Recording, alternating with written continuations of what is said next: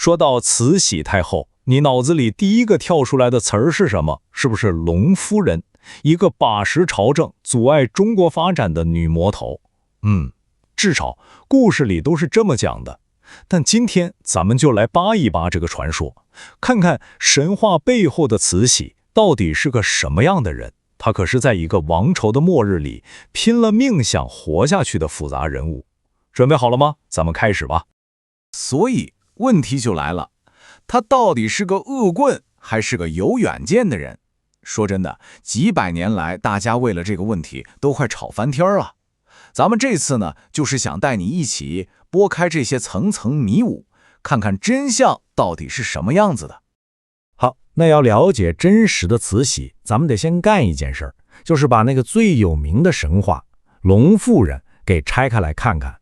真的，这个标签太厉害了，在很长一段时间里，全世界的人几乎就是通过这3个字来认识他的。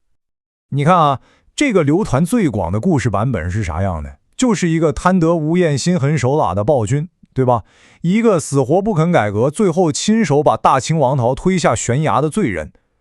但是你有没有想过，这会不会太简单了点儿？这真的是全部的真相吗？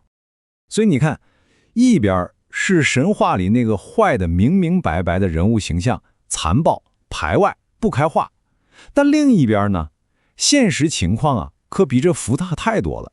那这种复杂性到底体现在哪儿呢？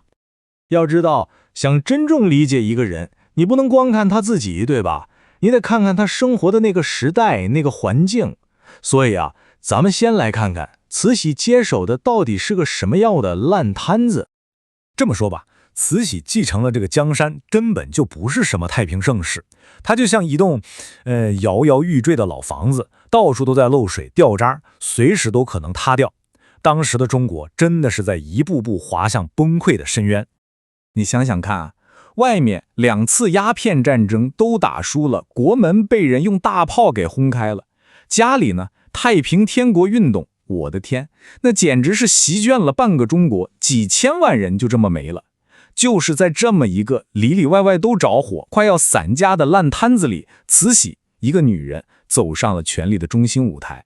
那问题就又来了，在这么一个乱七八糟而且是男人说了算的帝国里，一个年轻姑娘她是怎么做到一步步爬向权力金字塔尖呢？这简直不可思议，对吧？他的这条权力之路啊，其实就抓住了几个关键点。第一步，他10几岁的时候通过选秀进了宫。这第二步也是最关键的一步，他给咸丰皇帝生下了唯一的儿子，这一下子就不一样了。所以后来皇帝一死，他立马就母凭子贵，成了皇太后。然后呢，就做回摄政，开始垂帘听政，把整个帝国的最高权力牢牢抓在了手里。好，这下他掌权了，但就引出了他执政生涯里头最大的一个矛盾点。他究竟是个推动现代化的改革者呢，还是个死守传统的老顽固？答案你可能想不到，他2个都是。你看他的所作所为简直是有点矛盾。一方面他支持搞洋务运动，就是学习西方的技术来对付西方人，还批准修铁路、拉电报线，甚至往国外派外交官。可另一方面呢，当光绪皇帝想搞一个更猛的要动政治体制的百日维新时，他翻脸比翻书还快，直接就把改革给镇压了，还把皇帝给软禁了起来。你看这种矛盾简直贯穿了他的一生。所以咱们可以这么理解，他这辈子啊，其实就像在走钢丝。钢丝的一头是国家急得不行的现代化需求，另一头呢是朝廷里那些保守派大佬的巨大压力。他做的很多决定，你仔细看，都是在这种巨大的压力下，为了政治上能活下来，采取的一种，怎么说呢，非常务实，但有时候也确实非常残酷的手段。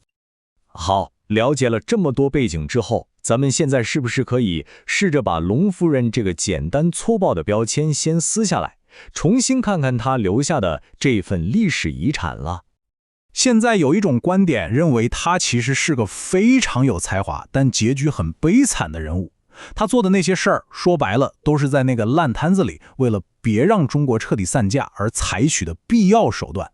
这种看法其实是把他看成了一个裱糊匠，尽力在维持这个王朝不倒。但马上就有另一种完全相反的看法，这种观点就觉得，就是因为他骨子里的保守和那些无情的清洗，才让中国倒退了好几十年，最后反而给革命铺平了路。你看，这种观点就认为，正是他的固执和短视，加速了整个王朝的完蛋。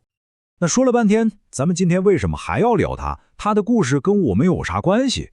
因为他的故事其实是在讨论几个一直都存在的大问题：一个女性在权力的世界里怎么生存？一个传统的社会要现代化，到底有多痛苦？你看，不管你怎么评价他的功与过，他都确确实实、深刻地影响了我们现代中国的样子。所以最后我留一个问题给你，你可以好好想一想，我们到底应该怎么去评价这么一个领导者？他确实是把一个快散架的帝国给勉强撑住了，没让他那么早完蛋，但他最终还是没能救得了他。这个问题可能真的没有一个简单的答案。